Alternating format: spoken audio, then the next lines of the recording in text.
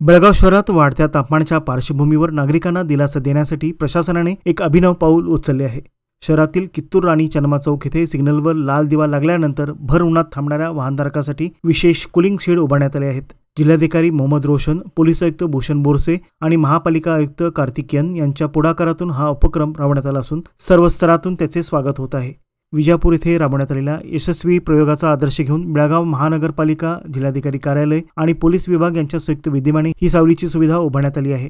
या उपक्रमाद्वारे सिग्नलवर थांबलेल्या दुचाकीस्वारांना कडक उन्हापासून संरक्षण तर मिळतेच, शिवाय नागरिकांना याचा मोठा दिलासा मिळत आहे। सध्या हा उपक्रम सोशल मीडियावरही चर्चेचा विषय ठरला असून प्रशासनाच्या कार्यतत्परतेचे कौतुक केले जात आहे। सिग्नलच्या प्रतीक्षेत उन्हात उभ्या राहणाऱ्या वाहनधारकांना वर बसवण्यात आलेल्या हिरव्या नेटमुळे मिळणारा थंडावा दिलासादायक ठरत आहे। नागरिकांनी या उपक्रमाचे स्वागत करताना अशा ठिकाणी पिण्याच्या पाण्याची सुविधाही उपलब्ध करून दिल्यास सेवा अधिक प्रभावी ठरेल अशी अपेक्षा व्यक्त केली आहे। पायाभूत सुविधासोबतच नागरिकांच्या आरोग्याचा आणि सुखसोयींचा विचार केल्याबद्दल बेळगावकरांनी प्रशासनाचे आभार मानले आहेत।